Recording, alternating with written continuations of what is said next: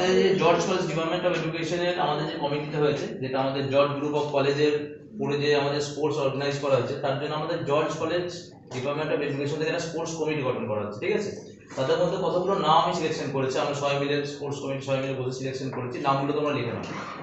প্রথম হচ্ছে অভিজিৎ জানা, লিখেছো? আচ্ছা, অরিত্র সাহা, অজয় রয়, ইপসিতা বৈদ্য, আচ্ছা মৌমিতা বিজলি, আচ্ছা আরজু, রিয়াজ, স্বস্তিক ব্যানার্জি, ইয়াসমিন খাতুন।